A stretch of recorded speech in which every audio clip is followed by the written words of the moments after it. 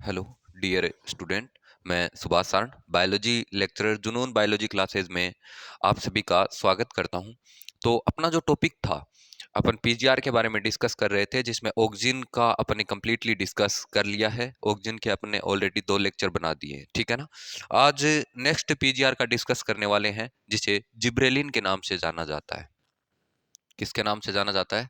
Gibberellin. तो आज अपन किसका डिस्कस करेंगे? जिब्रेलिन का। किसका करेंगे? जिब्रेलिन का। ठीक है। जिब्रेलिन की अगर अपन बात करें, किसकी बात करें? जिब्रेलिन की अगर बात करें तो ये मोस्ट, या अपन बोल सकते हैं सेकंड मोस्ट ग्रोथ हार्मोन है। ये कौन सा है? सेकंड मोस्ट ग्रोथ हार्मोन है।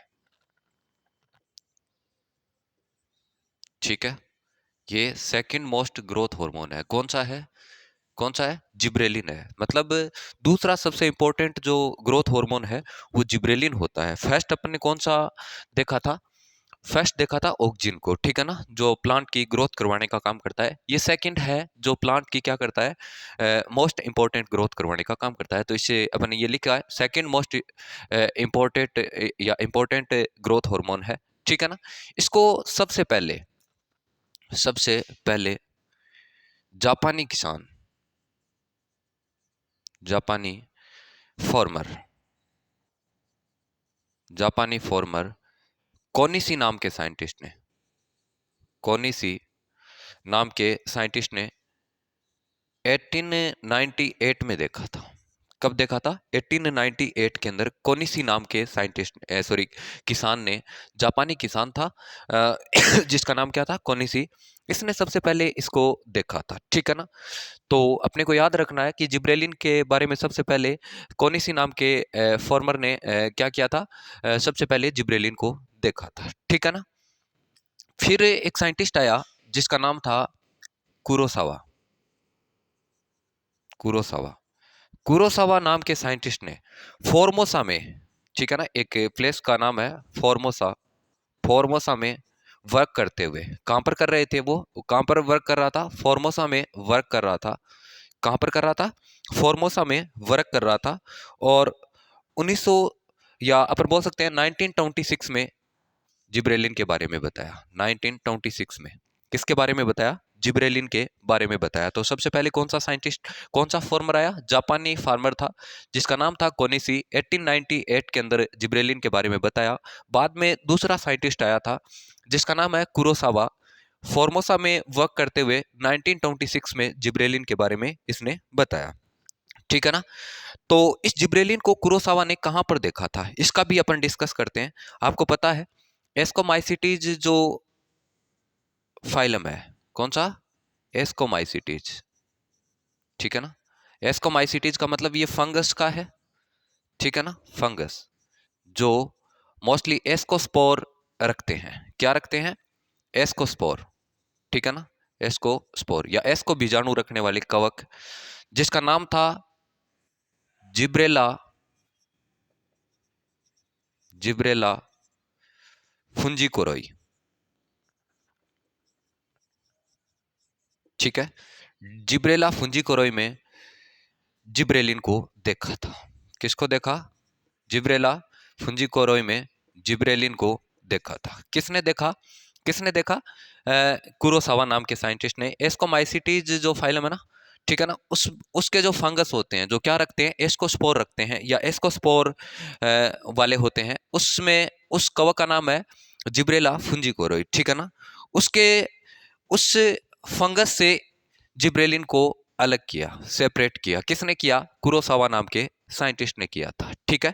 अपन ने अभी तक ये डिस्कस किया है कि second most important growth hormone होता है। जापानी फार्मर था जिसका नाम था कोनिसी। 1898 में इसको डिस्कवर किया था, देखा था।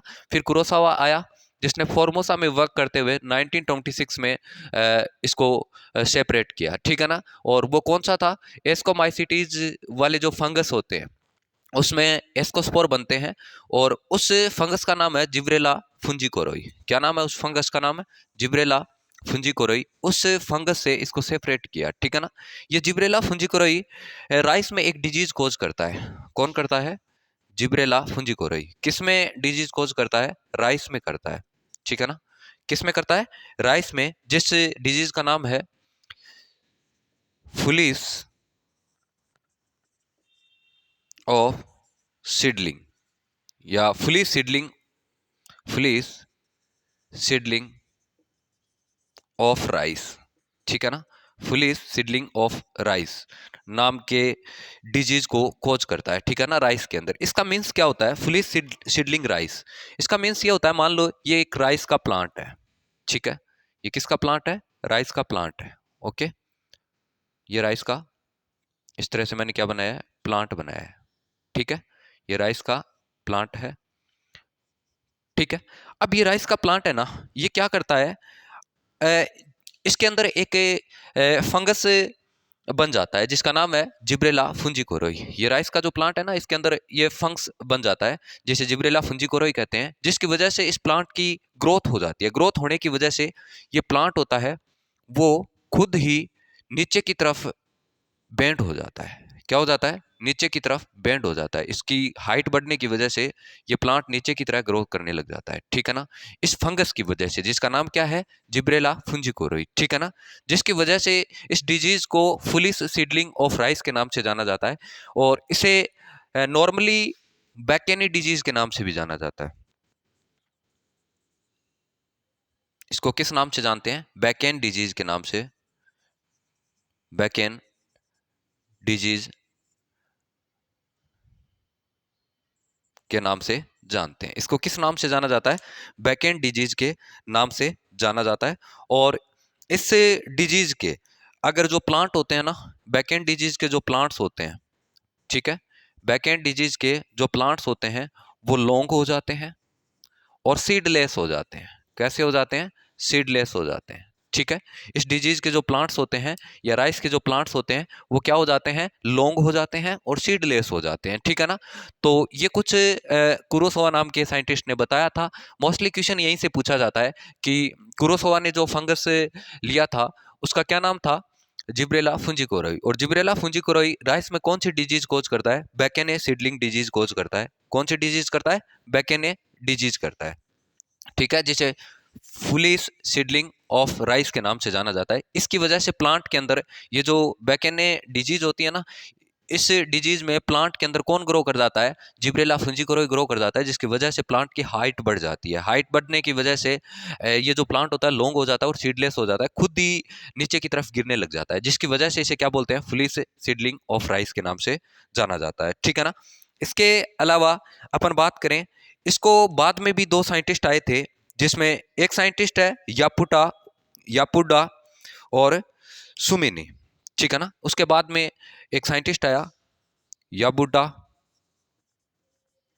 और सुमिकी, ठीक है। ये भी याद रखने वाला है, याबुट्टा और सिमिकी, ठीक है ना, सुमिकी। इस साइंटिस्ट ने जिब्रेलिन को सेपरेट भी किया था, ठीक है ना। जिब्रेलिन जिब्रेलिन को सेपरेट किया, ठीक है, सेपरेट किया, ओके। कौन से? याबुटा सुमिकी नाम के साइंटिस्ट ने जिब्रेलिन को सेपरेट किया था, ठीक है। यह भी क्वेश्चन कई बार पूछा जाता है। याबुटा सुमिकी ने किसको सेपरेट किया था? जिब्रेलिन को किया। तो अपन ने अभी तक यही डिस्कस किया है, ठीक है, जिसमें अपन ने एक जापानी फार्मर था जिसका नाम था कोनिसी। एक कौन सा साइंटिस्ट देखा है अपन ने एक देखा है कुरोसावा, ठीक है। इसके अलावा दो साइंटिस्ट का और डिस्कस किया है जिसका नाम है याबुटा सुमिकी, ठीक है ना। इन्होंने भी जिब्रेलिन के बारे में बताया था। इसके अलावा मैं एक बात और बता देता हूं, इसकी केमिस्ट्री क्या होती है जिब्रेलिन की, ठीक है ना। तो अपन बात करते हैं next, chemistry of gibberellin.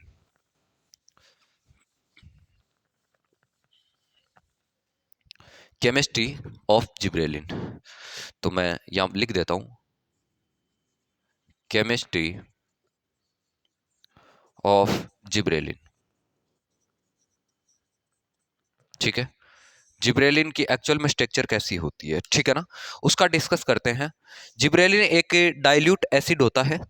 Gibberellin कैसा एसिड होता है? Dilute acid.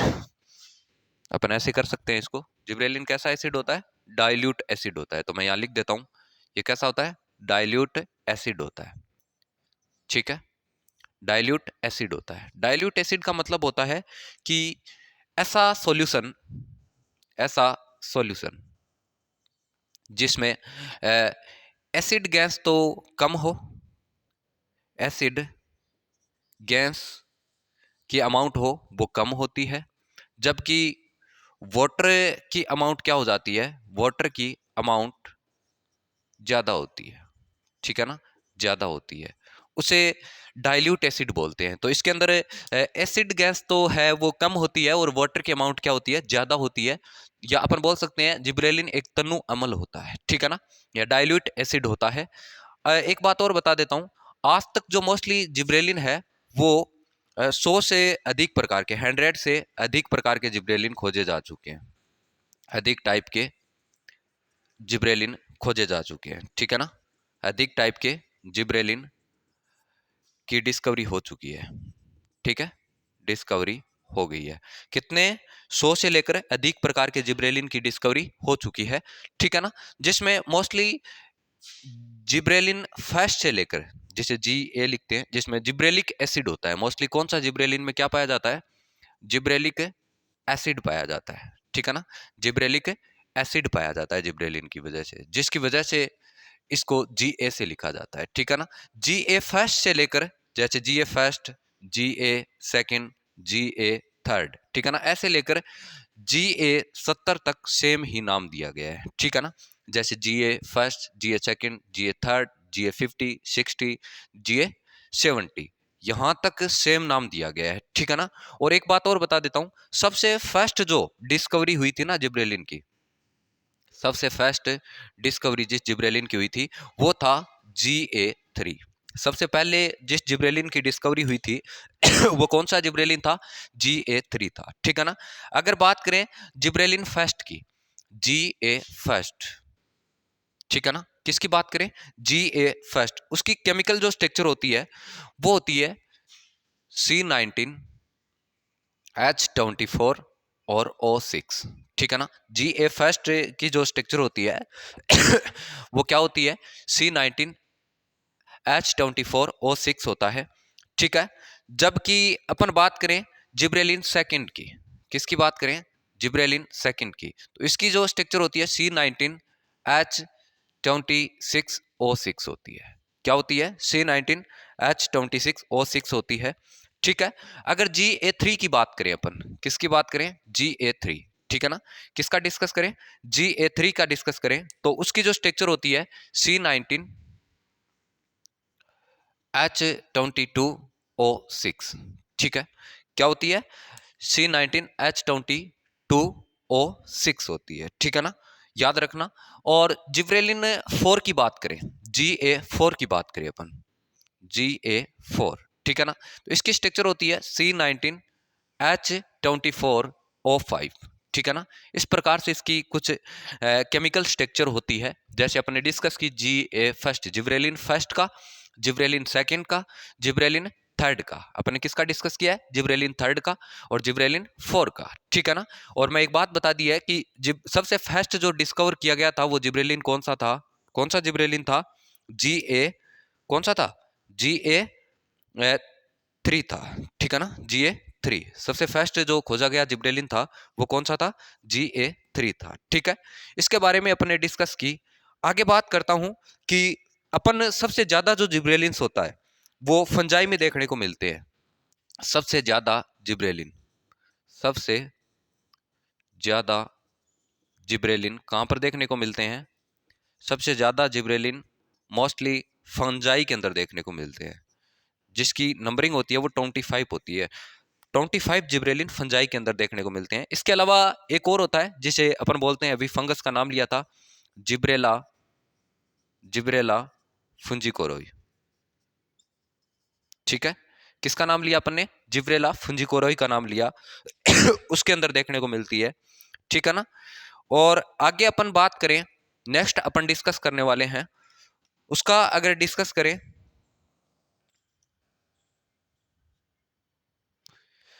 अगर जिब्रेलिन का प्रिकर्सर की बात करें तो उसका नाम होता है कावरिन कावेरिन जिब्रेलिन का प्रीकर्सर होता है। ठीक है, जिब्रेलिन का प्रीकर्सर कौन होता है? कावेरिन होता है, क्योंकि इस कावेरिन के द्वारा ही किसका फॉर्मेशन होगा? जिब्रेलिन का होगा। किसका होगा? जिब्रेलिन का होगा। ठीक है, तो आज अपन ने कुछ जिब्रेलिन की केमिस्ट्री के बारे में बात की, अपन ने जिब्रेलिन की डिस्कवरी के बारे में बात की। तो अपन ने देखा कि जिब्रेलिन की जो डिस्कवरी थी वो कौन सी फार्मर ने 1898 में की थी। इसके बाद में कुरोसावा नाम का साइंटिस्ट आया जिसने फार्मोसा के अंदर वर्क किया था और उसने 1926 में इसकी डिस्कवरी की थी। ठीक है ना, उसने मोस्टली फंगस से देखा था। उस फंगस का नाम क्या था? जिब्रेला फुंजिकोरोई था। वो जिब्रेला फुंजिकोरोई जो फंगस था वो राइस के अंदर एक डिजीज कोज कर रहा था जिसे फुलिस सीडलिंग डिजीज के नाम से जानते हैं और जिसे बैकेन डिजीज के नाम से भी जाना जाता है। और बैकेन डिजीज होता है वो राइस के अंदर होता है।